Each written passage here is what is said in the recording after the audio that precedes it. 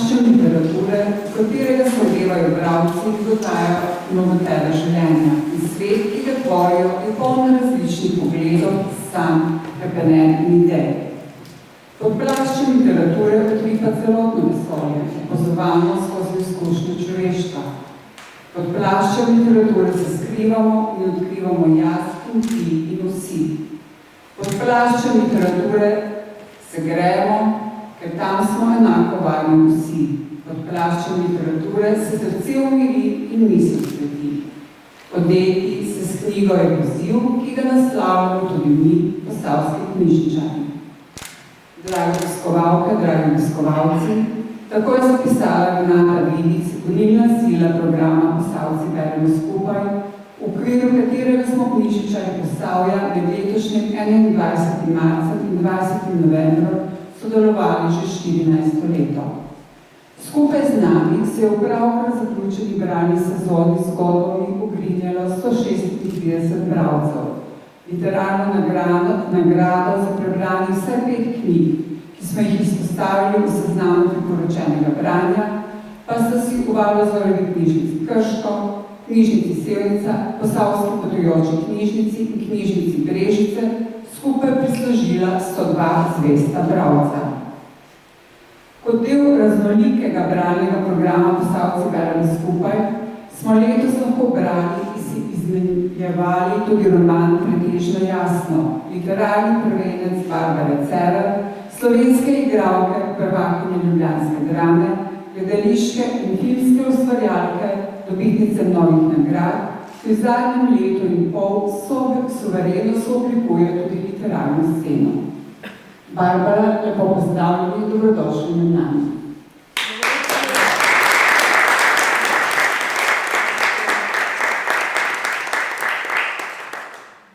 V svojih romanih ter delu in ustvarjanju na splošno se boste v nadaljevanju večera pogovarjali z Natašo Lelič. Izvolite.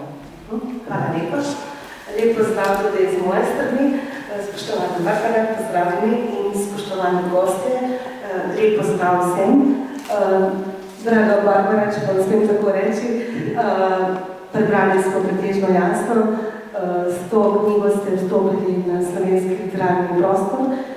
Pa me zanima, pisali ste jo kar nekaj časa, v kolikšni meri ste razmišljali o tem, kam boste prišli s knjigo?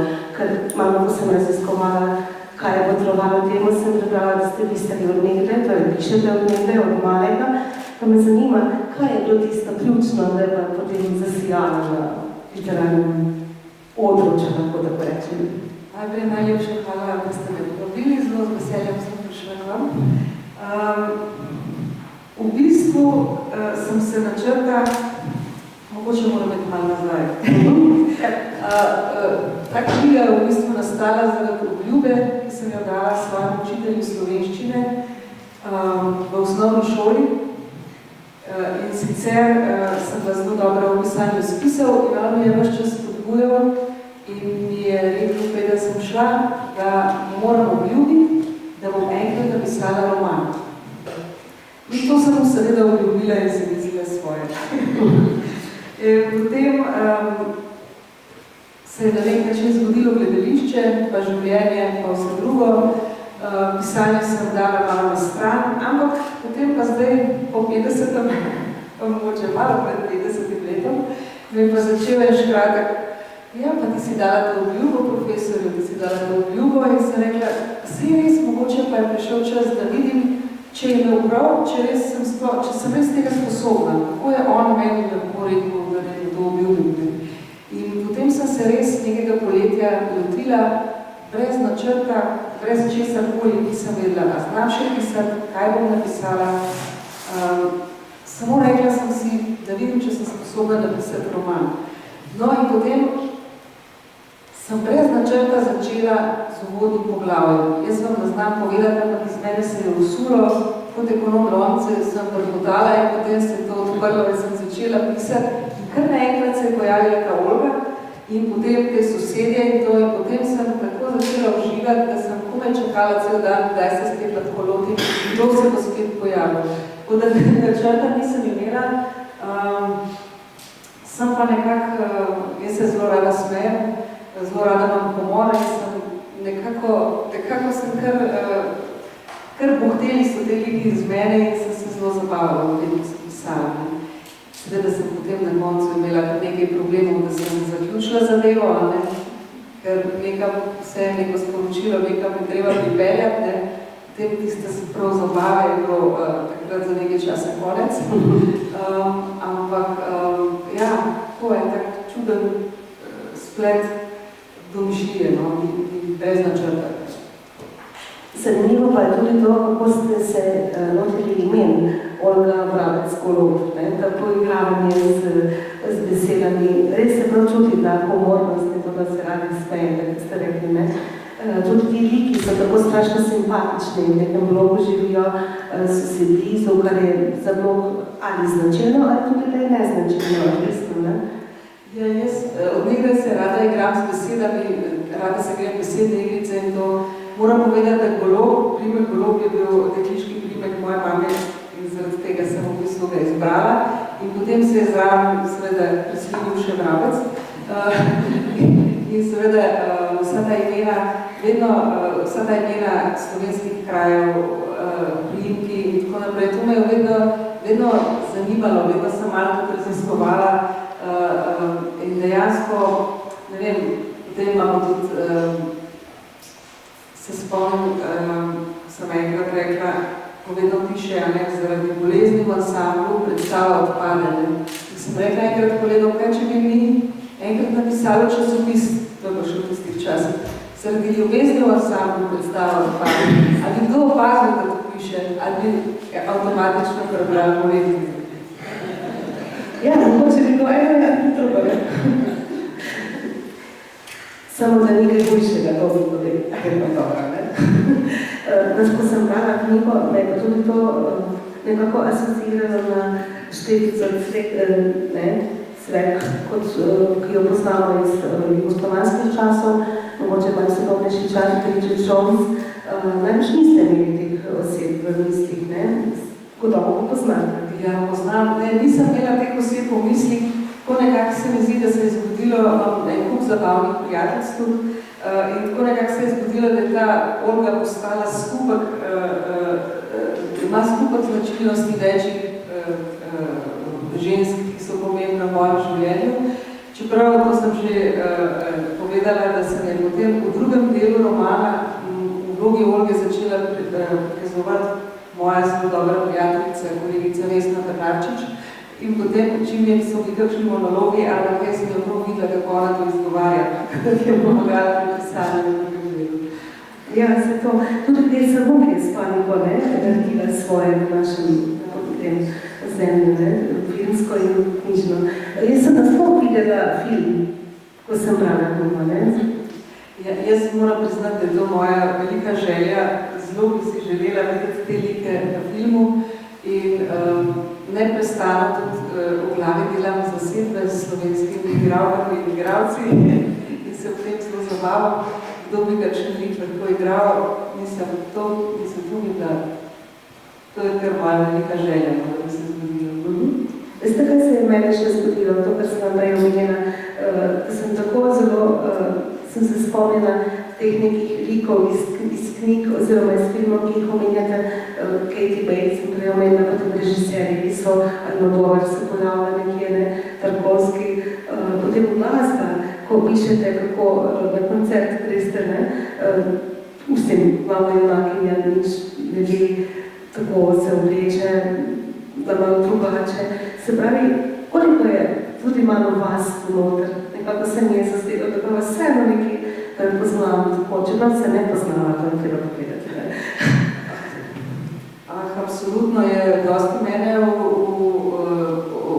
Olgi, čeprav še bolj mogoče v načinu humorja, no? Mislim, v tem, kako jaz gledam na stvari, kako se hecam tudi z resnih stvari, ki se dogajajo v meni, seveda ne drugim. To se ne hecam. Ampak poskušam vedno pogledati še na najbolj tragične stvari z distanco, seveda se to ne da v vseh primerih, absolutno se to vemo, ne.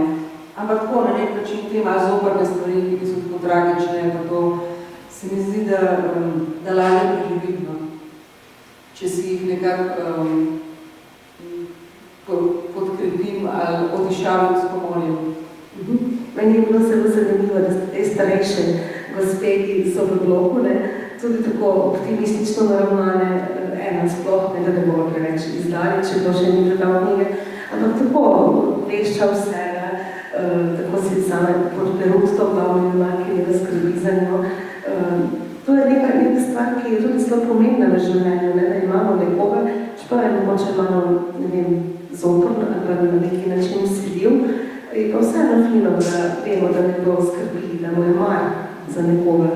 Ja, pri njem je bilo, pomembno mi je bilo to, da pač zdaj to je tako res floskula, ko se ti pač zaprejo ena vrata ali pa po nek človek vide, pač prej zdaj, če si odprt, se odprejo ena druga in nekdo drug potrka na vrata. Ne glede na to, da se ona teh sosedov na začetku otepa, nima druga, kot da jih sprejme, smo simpatični. To je to, ne? Ja, to je tisto, kar je do mene vedno tako. Vedno mi je blizu, vedno mi je všeč. Lepa, to moram prebrati, pretežno jasno je sončna knjiga.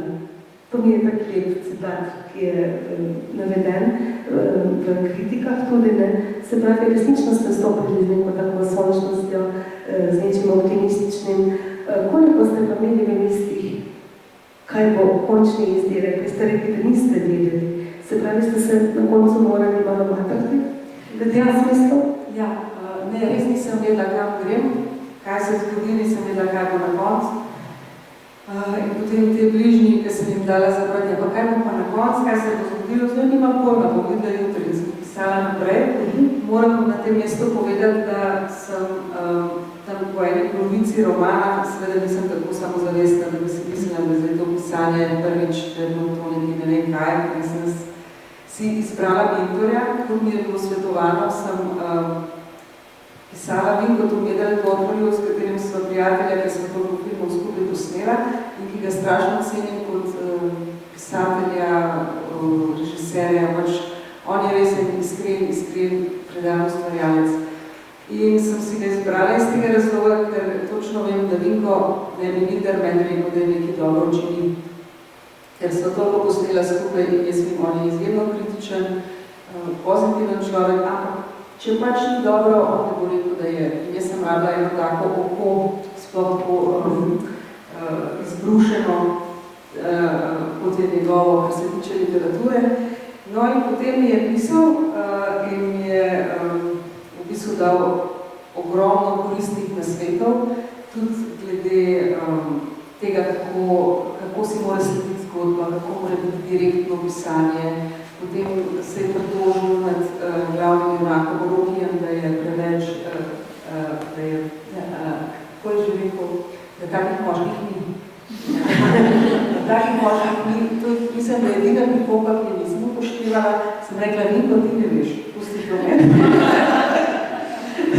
Drugače pa, ja, mislim, da je takrat na pisateljski rezidenci v Parizu, ko smo si dopisovala in mi je enkrat poslal, mislim, da tam je 40 strani pisateljskih nasvetov, vzel si je čas in je bil izjemen, res izjemen.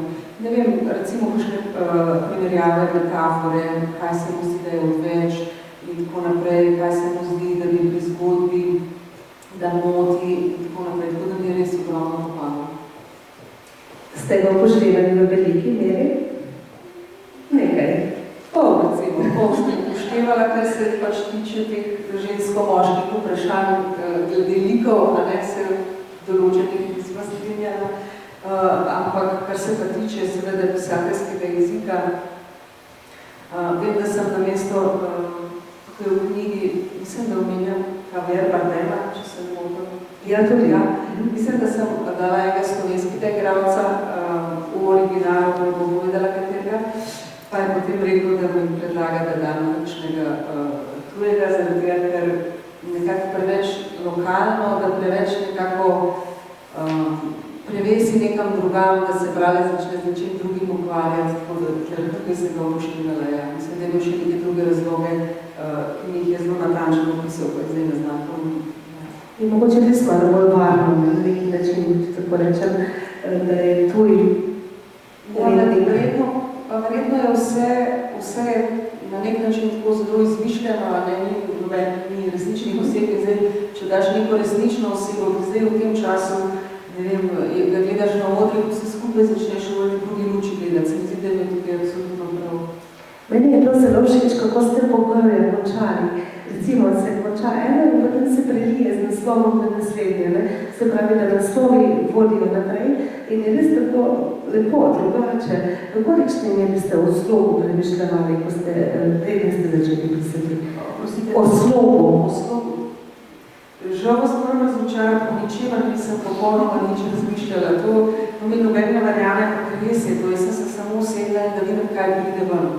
In kot ste opazili, je zelo baročen, zelo je ogromno izrazov, ogromno primerjav. To je vredno zaradi tega, ker se mi zdi to časa zatajevala to željo po pisanju, to, s čima sem se v bistvu na nek način rodila, da sem potem že kar malo prišla v cvetno, s primerjavami z vsem. Ne, nisem bila, res nisem bila nikakšna ker ne velja za drugo knjigo, seveda, ampak za prvo pa absolutno. No, vse k tega še prideva. Bi samo vmes omenila še tole, da ko sem jaz v medijih prebrala, da Barbara Cerar izdala prvenec knjižne, sem pomislila, roman, kako pa to da roman, zato pa ne drame. Nekako prej povezala z vami dramsko besedilo zaradi osnovnega poklica. Moram reči, da je pred leti, mislim, da leta 2008, sem napisala eno dramo in sem jo tudi poslala na nekaj natečaje, ampak pod psevdonimom. In moram reči, da se nič ni zgodilo s to dramo in tudi dala sem nekim dramatikom prebrati, mislim, da dvema in sem dobila zelo slabe odzive, kaj bi bilo treba vse popraviti, ne se je bila perfektna. So same ženske ob naparah ob pokojnem moškem, se pogovarjajo in so raznorazne, v bistvu je črna poetična komedija. In potem nekako sem dobila tak odziv, da tak ni dobro, na nek način. In potem sem nehala. In potem se nisem več lotila drame, no, toliko let kasneje, potem sem rekla, pa poskusim govoriti o romanu, pa bo šlo. Za pravce je tudi zelo kmalu prišel drugi roman, ne? Z vašega vidika ne, ste rekli že večkrat, da ste 5 let menda, ne? Mislim, nekaj let pisali, pa pred 5 leti se je proces prvenca začel, medtem ko sem pol leta še malo mogoče, kasneje in pa druga knjiga išla, ne? Ja, to je čisto na ključe, ker sem v bistvu 5-6 let sem čakala na jezik prvenca, zaradi tega, ker pač samo, ne vem, koliko 1-2 prvenca mladinska knjiga izdala, ker je neka pač taka zbirka, preda sem prišla na vrsto, je minilo 6 let in seveda sem se naveličala čakati in sem opet začela pisati drugega in zdaj sem pri založbi Miš, založba Miš je pa potem izdala že tako drugo leto, zaradi tega je samo okolje različno. Ampak tukaj je bil pa načrt, ste rekli, ne, pri tej drugi knjigi, pri Produ. Se pravi, res izjemno besedilo tudi popolnoma drugačno, ampak poetično, prav tako tudi odstira seveda odnose med ljudmi, ki so res zelo drugačni od tistih v prvencu, ne. Kakšen je bil pa torej načrt za to drugo knjigo? Načrt za drugo knjigo je pa bil, da sem se vprašala, da sem sposobna napisati roman, ki ima kakšne 4 vzporedne linije. In to je bila moja izkušnja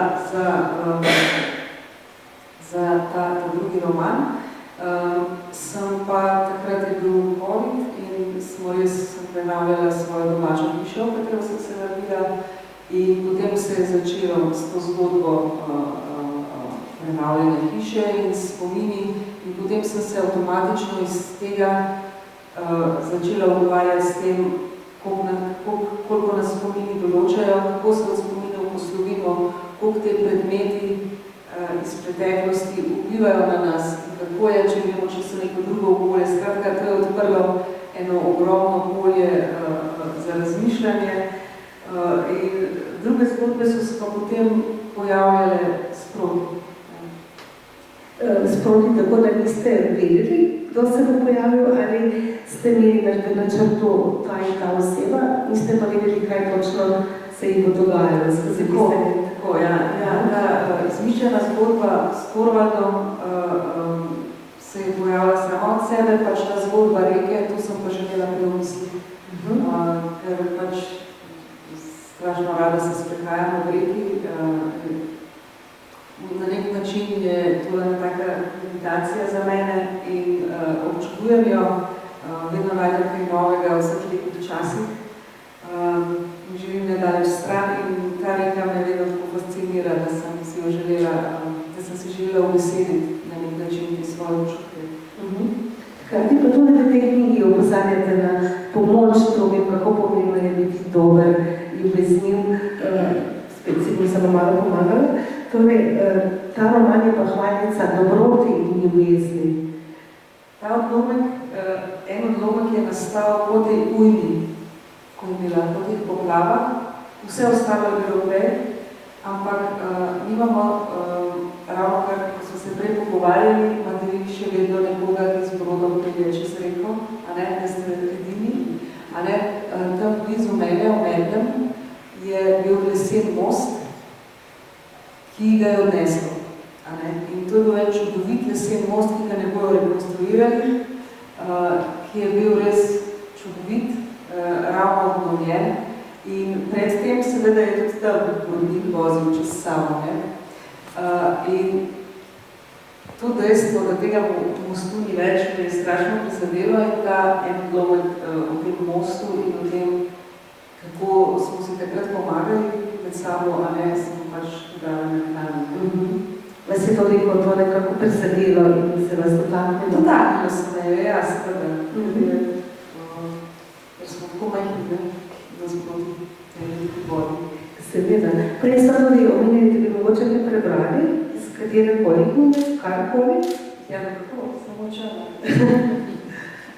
Da dobijo poslušalci vtis, o čem se pogovarjajo. Jaz bom potem nekaj za vami. Mi pa bom tole preveč komplicirano napisala.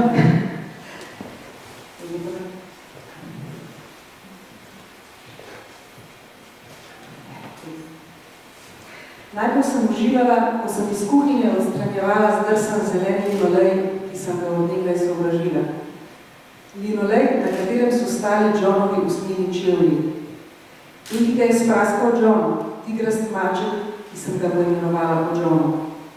Vsa zasopa sem ga trgala, kot da bom pod njim našla odgovore na vsa vprašanja, na katera mi nikoli ni nihče odgovoril. Kot recimo to, ali je bilo Johnu res ime John Jack Salomon Gustav. Nikoli nisem verjela, da ima en sam človek lahko toliko imen. Ker Johna ni več, je šalo, če je to bila odnesel s sabo, skupaj s pegami in porednim pogledom. Pod linolejem je bila povsod tanka plast starih časopisov. Pogledala sem letnico, pisalo je 1958, orumeneli listi, mumificirani v tla. Nikoli nisem vedela, da hodim po črkah, po zgodbah, da vsak moj korak stopi na neki pomemben dogodek, ki so ga zabeležili tistega leta. Zrla sem v časopise, popolnoma gladke in ravne od dolgih let razprostrtosti po lesenih deskah. Nikoli nisem vedela, da sem celo otroštvo hodila po mladi Sofiji Loren. Po vseh teh letih se je še vedno smehljala ob morju v lepi beli poletni obleki in s čudovito ogrlico okoli vratu.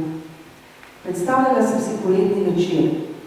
V sobi modernega hotela se je obrhala, se naparfumirala, si oblekla belo svileno obleko do tal, nadela ogrlico in srebrne sandale ter se spustila po stopnicah. Zagorele noge so se ugrezale v razkošno preprogo, glave mimoidoči so se obračale. Za njo so ostajali odprta usta in občudujoči vzdihi. Prispela je do obale, na kateri se je srečala s prijatelji, in tam jo je presrečen fotograf ujel v večnost. pa tudi v dolgoletno ždenje pod Himalaje. Preteklost ujeta v času me vedno razžalosti. Nekaj neizpodbitnega je v teh odkruških spominah, nekaj nedoumljivega in nekaj trplega. Z olajšanjem sem pod časopisi zagledala stare deske, otipljive, škripajoče. Les me nikoli ne razočara. V njem je nekaj domače intimnega, prijateljskega. In če tudi njegova barva z leti postane zamolkla, ga lahko obudiš v dveh potezah. Podrgneš z raskanim papirjem in plast časa odstopi kot posušeno blato s čevlju. Kar se zasveti, je absolutna sedanjost. Usedla sem se na deske in postalo mi je slabo. Med kupom raztrganega linoleja in zmečkanim pozabljenim časopisjem. Čutila sem upiranje želodca. Kot bi vsa ta zelena raztrganina z mastnimi madeži pod številnikom vred skozi pore prodrla do mojega drobovja, ki je zdaj prebavljalo. Vse neštete korake prehojene po njem. Vse nove ljudi, ki so ga prestopali in tam pustili svoj odtis. Vse besede, ki so padale na tla in se odbijale od stene. Vse poglede uprte v tla. Vso žalost, ki se je nabrala za vrata. Stekla sem na Johnove stopnice in zadihala. Okenski polici sem rekla, da je neha boliti vame, da se na Johnovih stopnicah pač lahko joka, da imam uradno dovoljenje. Ja, sama sem si ga napisala. Odrasel jokati v hiši, v kateri si odraščajo otročje, mi je rekla. Hvala lepa.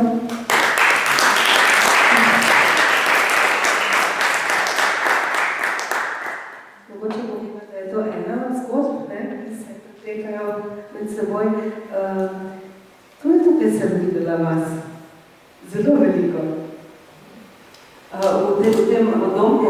Ja, ne samo v odlomku, ampak splošno ne bi obnovi hiše v vsem tem dogajanju. Ne vem, kar nekako sem imela občutek, da je to pa najbolj vaša zgodba, da ste to pa najbolj vi. Mogoče, ja. Res, takšen občutek neki, ne, da se jim vsako doživlja nekakve obnavljanje, prenavljanje hiše, najbolj veliko tega, ne. Hkrati pa, ne vem, pač tako sem začutila. Mogoče samo še tole, če se dotakneva teh junakov, ki nastopajo tukaj, rešujejo življenja, se pravi, me je prevzel ta starec Torvald, ki sprejema otroke in jih potem postavlja na noge, se z njimi ukvarja na nek takšen poseben način, ker je navidezno pač kot moški malo tako robat, navidezno, v resnici pa izjemno dober človek. Kako ste se odločili, da ga boste takega predstavili? Kaj je potrebovalo temu? Da ni nek starčen, prijazen, prijeten, ampak pač takšen kot je.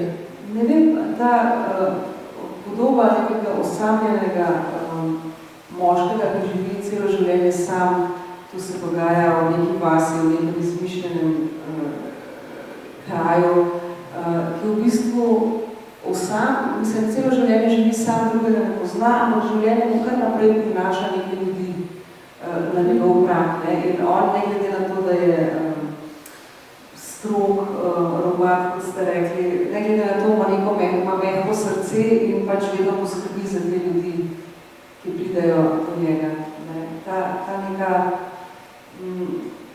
Ta nek kontrapunkt, to neko nasprotje me je zanimalo, ki v bistvu se mi zdi, da je značilno za, mogoče kar za vse nas, da imamo dva pola v sebi, pa ne govorimo zdaj črno-belo dobro zgodbo, ampak ne,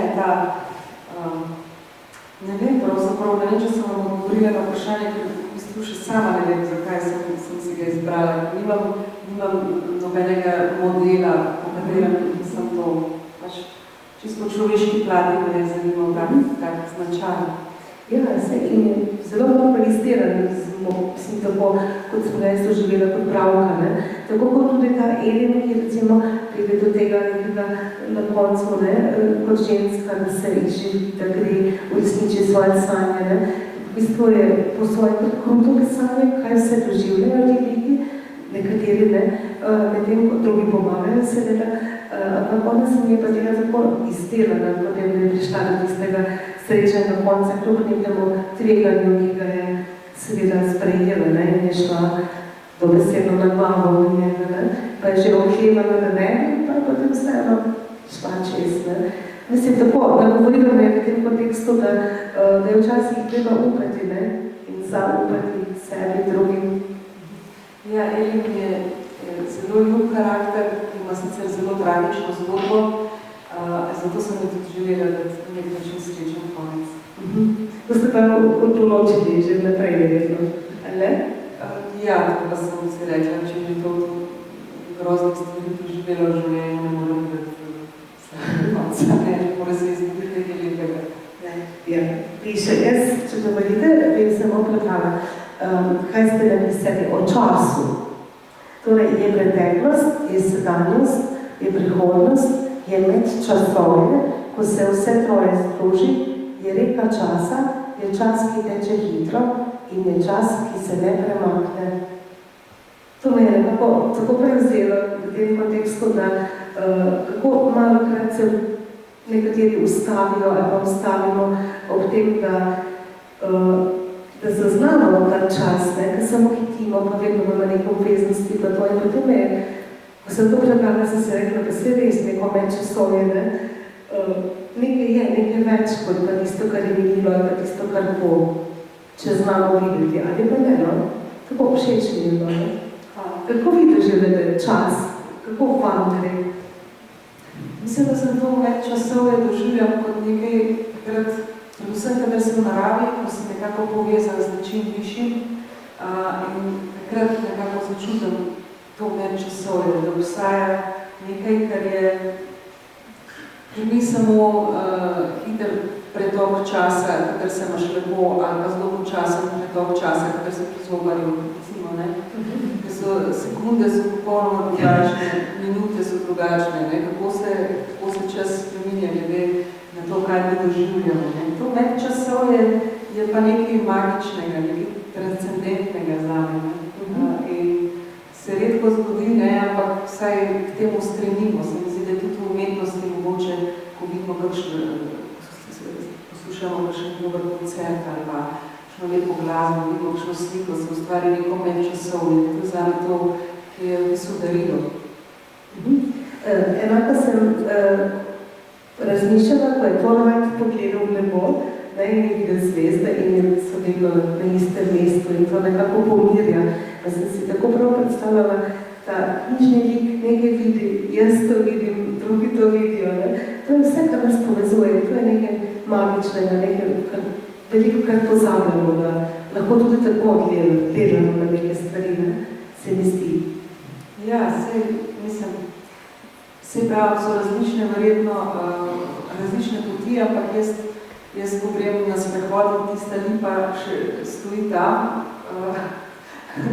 in ko zavijem levo, mislim, ne znam opisati, ampak to mi daje neko sidro, neko občutek, da se vse pa še vseeno ni spremenilo, da še vedno nekaj obstaja, kar lahko primem, nekaj, kar me povezuje z preteklostjo, če hočete, s tem, ko sem bila otrok, s tem, kar sem zdaj, nekaj, ker sicer se res izgubimo v kriteriju, ki ste rekli, ne se to vse čas ponavljamo, kam nas čas, v katerem živimo, zdaj predanja.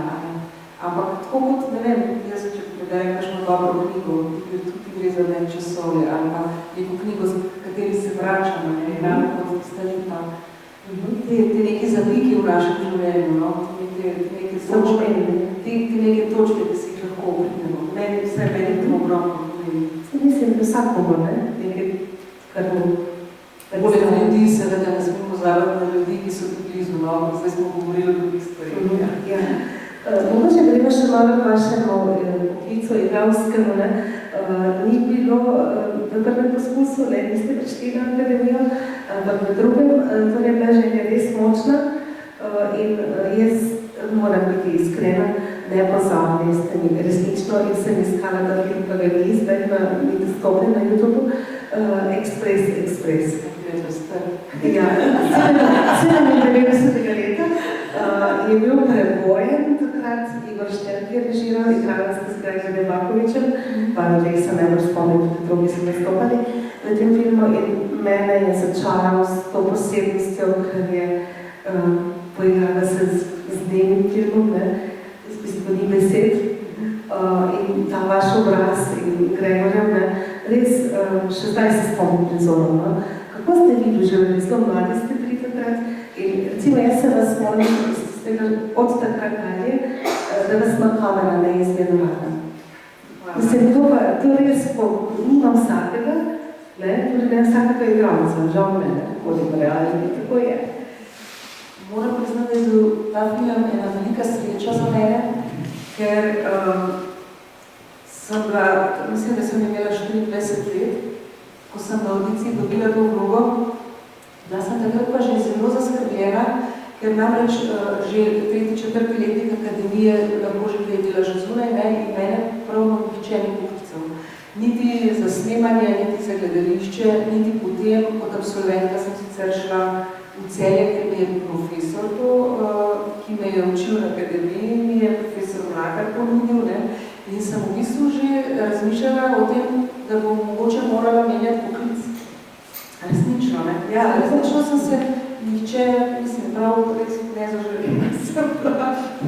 In potem je prišla ta audicija in ta vloga in res sem hvaležna usodi ali sreči ali čemkoli, da sem posnela ta film, ker od takrat naprej sem nekako so videli za mene in potem se je nekako moja gledališka pot tudi začela. Velikokrat imajo filmi in potrujejo temu, da nekdo začne recimo delati v gledališču. Je to obratno včasih, ne? Ja. Film, potem teater, ne? Ja, dali ste skozi Trst, Celje. Najprej Celje, kot absolventka, potem sem pa 7 let preživela v Trstu, čudovita leta, in potem sem leta 2003 sem pa prišla v Ravno. In zdaj ste pa profesorica igre. Ja. Kako je, ko vam dodelijo vlogo, kako v bistvu začutite tisto, kar vam je namenjeno? Kakšni so procesi, da se prevedite v nekoga? Meni je logično, da seveda preberete besedila, da greste skozi sled, da se ta proces seveda požerejo ti motori gledališki, ampak vendarle si predstavljam igralec pa vloga, je igralec najprej sam, da mora sam to ponotraniti in da lahko potem pokaže drugim, seveda tudi s drugimi velikokrat, če ni monotrajno, potem soodvisnost. Kaj počnete? Kaj so vaši neki vzvodi, da se preživite? V bistvu ta proces poteka na več ravneh. In tudi ni enak pri vseh tekstih, ki jih uprizvajaš. In tudi različne ekipe so, različni pristopi režiserjev, to je zelo odvisno. Ampak ene stvari, ki so pa skupne, poleg seveda razčlenitve teksta, branja besedil, ki so povezane s tekstom, različne so, recimo tudi, da najdeš recimo v slikarstvu kakšne slike, ki te inspirirajo, ali so slike iz tega obdobja, ali te inspirirajo samo kot na neki nezavedni ravni, neki te slike, glasba, potem razmišljaš, si pišeš nek dnevnik, recimo, kaj, ali pa predzgodovino, kaj da je, recimo imaš ti, recimo, da so 3 leta, kar si ti v drami, da 3 leta preživiš kot lik, tako ne temo reče, da so 3 leta uprizarjaš, oseba ima pa celo življenje, in ti greš vse od začetka, se pravi, kakšna je njegova zgodovina, zakaj se obnaša tako kot se, kakšen karakter je, kolerik, je ravno. Mislim, to nešteto stvari je, na katere se lahko opreš, in zelo odvisno je, se pravi, velikokrat tudi v sodelovanju s režiserjem, ali se delajo neke improvizacije, raziskave, se ogleda tudi kakšen film na to temo, ali se črpa iz tematike. Mislim, to polje te imaginacije procesa pri vlogi je res široko. Tako da mislim, različno, ja, lahko bi naštevala, to je zelo odvisno. Predvsem je važno to, da te pač to, kar delaš zanima, pa ne pusti. Potem greš seveda tudi, če se sprehajaš po gozdu ali pa ob reki, razmišljaš, kako bi reagirala v tej situaciji, ali v kakšnem odnosu je ona z očetom, v kakšnem odnosu je z mamo, ne, zakaj, kako se počuti, ker jo je zapustil ta, ki je, ne vem, bil njen partner v igri in slednja začne takrat, ko je ona že sama, ker sem že pretežno jaz. Nič narobe. Če malo poživim. Režiser pa je res nek mag, velikokrat, ki potegne iz igralca nekaj več. V kolikšni meri imate radi, da se to zgodi, v kolikšni meri pa, da vi hočete, pač pa hoče boljši izraz, imate priložnost povedati, kaj bi pa vi želeli doprinesti, da je potem to nek dialog kot na tej ravni igralec, režiser, seveda vse za dobro predstavljene. Mislim, kako zelo različno, ne? Tako kot v življenju se z enimi ljudmi razumeš boljše, z enimi slabše, z enimi sodeluješ absolutno, brez problema, se skoraj treba pogovarjati, ni že vse jasno. Tako je tudi za režiserja, ne? Z enimi se takoj si nekako povezani generacijsko in po načinu humorja in razmišljanja in tam res ni nobenega problema. Tudi pač režiserjeva vizija se nekako prilagaja tvoje in sta pač na nek način kompatibilna. Ne? Potem so pa režiserji, s katerimi se ne razumeš, tam je pa potrebno malo več dela. Ne? Recimo, da prideta na zeleno vejo ali na isti rezultat. Ne? Ampak načeloma je danes tako, da so režiserji, niso neki diktatorji in tako naprej, in da v bistvu sodelujemo, ker ti kot igralec, ne glede na to, da sodeluješ v viziji režiserja, predstava pač vizija režiserja, nekako, če ne daš noter sebe, se prav to, kar tebe veseli, to, kar si ti, tvoj šarm, tvojo karizmo, karkoli imaš, tvojo osebnost, potem v bistvu vloga ne bo dobra, niti predstava ne. Gotovo, da ne težje. Bi se ustavila še pri filmu Zastoj, to je ta zadnji, zdaj pred kratkim je bil tudi po televiziji, če bo moče dogledal, je pa še vedno v videoteki nič ne, pakiram samo povedi. In sem bila res presenečena nad tematiko, tudi tako črno-belo, res je skupaj prikazano, bolj kot ne, vedno tem dežju se veliko tega dogaja, tako da res... Ja, strašno težka tematika, tudi težko je bilo snemati. Peter Mosevski tudi, ne? Ja, Peter Mosevski in sploh, mislim, Vinko je pač izjemen kovalec zgodb, ampak njega res zanimajo strašno težke teme, s katerimi se ukvarja, z marsikaterim predsodkom pomete, in seveda jaz igram mamo, ki jih hči umira. In to sem počela 40 dni cele dneve, ker se vse skupaj zgodi zelo v kratkem času in ona ima problem s srcem in rak darovalca in da ne govorim, res snemati je zelo težko. Ampak je bila izjemno profesionalna ekipa in zdi, ko to vedno lahko delati, strog, ampak prečen. Tako da ja, kar težko film. Tudi jaz sem ga težko gledala. Kako, ja, to sem vam hodila vprašati, ko je film končan, ko je posnet in recimo greste gledati, s kakšnimi občutki gledate sebe, a si te reče, da je to bi lahko malo drugače ali pa... Vedno si reče, da lahko boš. Strašno težko se gledam, rajše se ne, če je možno, zaradi tega, ker imam v spominu nekaj drugega, kako sem naredila in potem vidim samo napake. Samo napake gledam, profesionalna deformacija. In tako da seveda te stvari potem z namikom, po nekaj leti mine, zdaj strašno rada pogledam Express. Verjetno bom tudi zastoj čez 20. Verjetno, ne? Mislim, zakaj ne? Tole bi še, ne? Ko ste rekli v enem od pogovorov za časopisniki, da ste kot igralka pa že včasih malo naveličeni igranja v teatru teh lepih žensk, ki se te vlogi kar ponavljajo in da včasih kar nekako prijavi kako resnejšo vlogo, ker igrate kakšnega podobnega s podobno žensko, ali pa malo tako karakterno drugačno, da niste neka lepotica, ki odpira usta in je okras. To je moglo biti že zelo star intervju. Sem prskala. To je moglo biti zelo star intervju, ker teh problemov nimam več, da bi počinala neke vlade in tako naprej. Ne, v bistvu vsega je samo, da so dosti bolj zanimive karakterne ženske, ki imajo kaj zapovedati, no? Da ne bomo gre.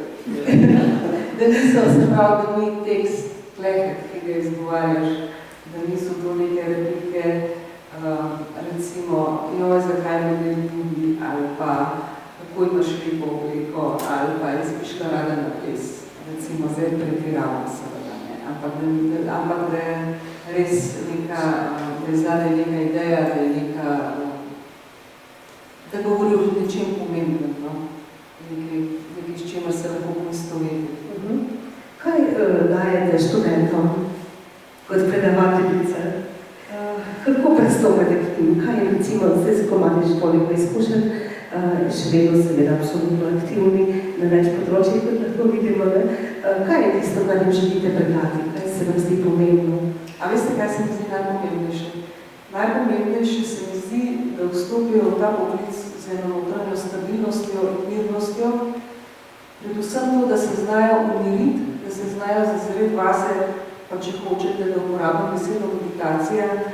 Jaz mislim, da je to nujno potrebno v današnjem svetu posploh, ker mislim, da je stabilna osebnost absolutno potrebna za vstop v ta poklic, ki je težek, ki ves čas zahteva od nas, da na nek način rušimo svoje ravnovesje, recimo, da se ukvarjamo z nekimi skrajnimi čustvenimi stanji, z besom, ljubosumjem, če hočete tudi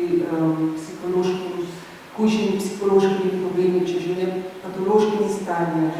In en študentka, ki pride na šolo, jaz imam občutek, da je to prva stvar, prva osnovna točka, iz katere štartajo sploh v tem svetu, da se znajo naučiti umiriti in štartati iz neke točke ravnovesja. Vse vem, da je to mogoče zelo težka naloga, sploh zaradi tega, ker so zelo mladi, ambiciozni in tako naprej, ampak če me vprašate, kaj bi rada predala, ker oni predanost imajo, talent imajo, željo imajo, naučili se bojo, ampak to mirnost, ta nek notranji mir, brez tega je pa težko, ne? In hitro se iztrošiš, če tega nimaš.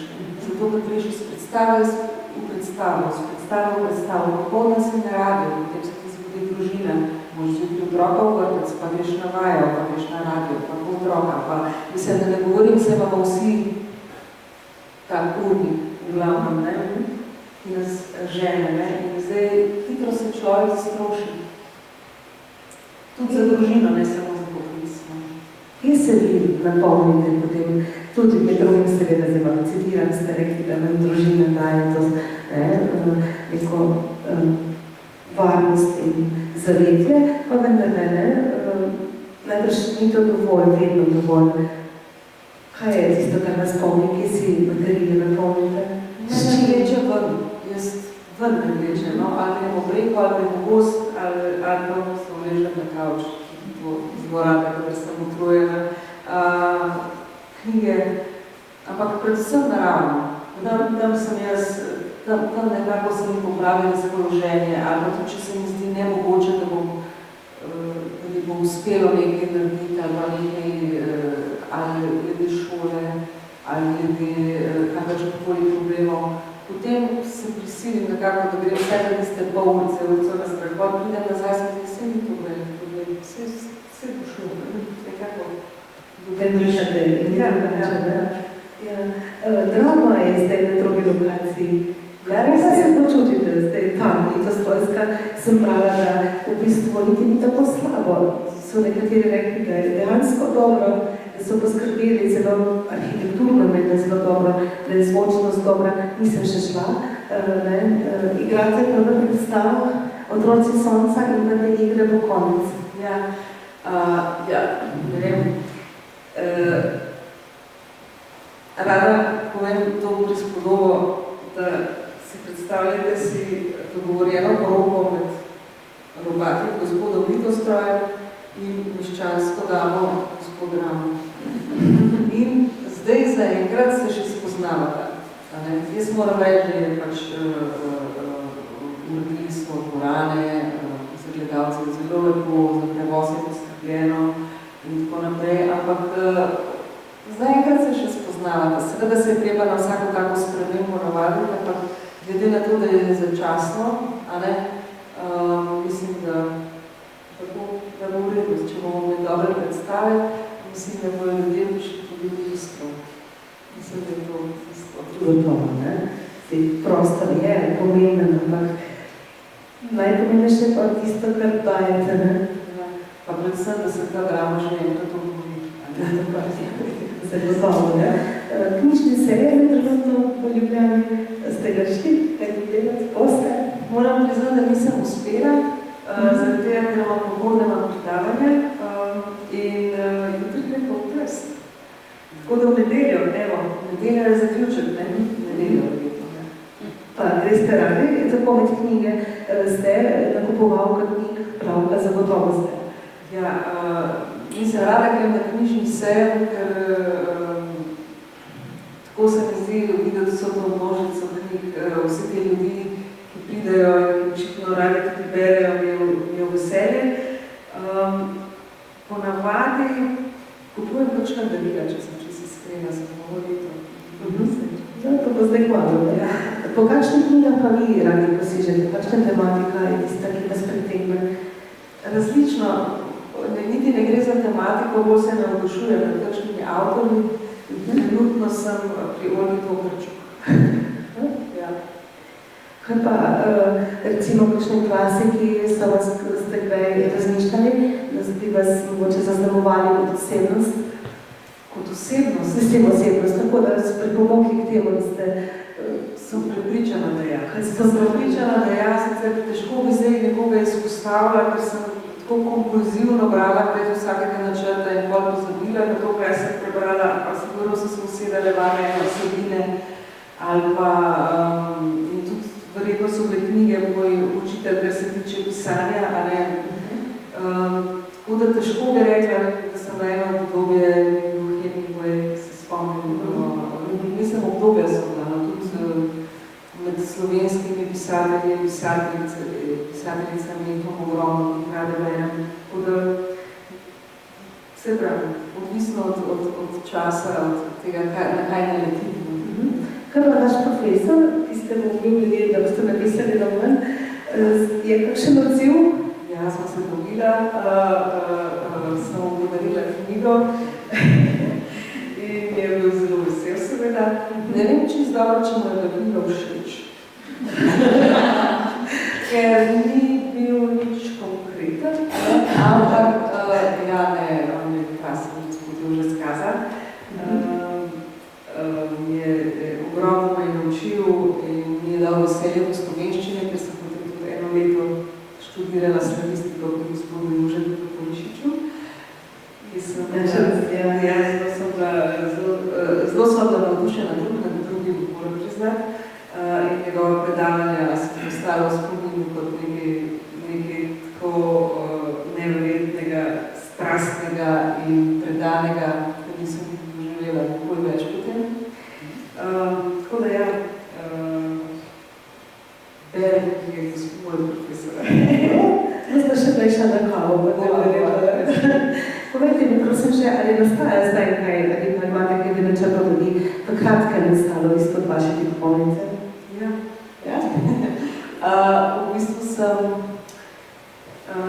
ne bom izdala vsega, ampak leta 25, konec leta 25, ne bi v Založbi Miš izšla še ena knjiga, ampak nisem v celoti avtorica jaz. Gre za eno precej veliko naključje. Gre za romaniziran vojni dnevnik, resničen vojni dnevnik iz leta 1941-1949, ki je po nekih družinskih zapotih prišel v moje roke in je zdaj preveden in je čudovit. In jaz v bistvu samo ga romaniziram oziroma napišem en del tega. Tako da to pa en zelo pretresljiv in avtentičen vojni dnevnik zavezniškega vojaka. Zanimivo. Ja, to pa govori to. In s tem greste čisto neko tretjo smer, ne? Ja, to mi je v bistvu najlepše napisanje, no? Da lahko potujem po različnih. Kaj imate še radi? Zdaj sem me spraševala, kaj vas polni, ampak tako, kateri so pa še vaši hobiji, če še kaj zmorete poleg vsega tega, kar ste že našteli početi?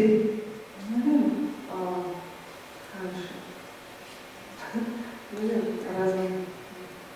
Vse najbolj bi se kakšno še našel, zdaj da izbrstam. Ja, ti se res iskreno zahvaljujem. Bilo mi je smelo lepo, hvala vam.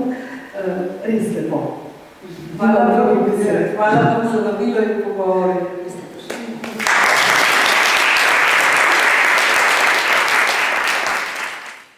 Iskrena hvala prav vsakemu danes prisotnemu za udeležbo in sooblikovanje prijetnega večera. Da je bralna sezona potekala nemoteno, pa zahvala velja koordinatorkam programa Posavci berejo skupaj. Renati Vidic iz Krške knjižnice, ki je minulo sredo na dan slovenskih splošnih knjižnic prijela priznanje za najboljšega ustvarjalca bralnih poročil na portalu dobreknjige.si. Njen raznolik in širok nabor sestavljajo tudi anotacije literarnih del z letošnjega priporočilnega seznama Posavcev. Zahvala tudi Saši Zimšek iz Seviške knjižnice in Mateji Kos iz domače Brežiške knjižnice. Prav tako še Petri Jarkovič iz naše skupne knjižnice na Kolesih za Posavske potiročne knjižnice in Alenki Žugič Jakovina, ki vsakokrat poskrbi za oblikovanje s programom povezanih promocijskih materialov, tudi vabila na ta dogodek. Nenazadnje iskrena hvala še Zavodu Nevil Dumov, ki program medijsko podpira že od vsega začetka.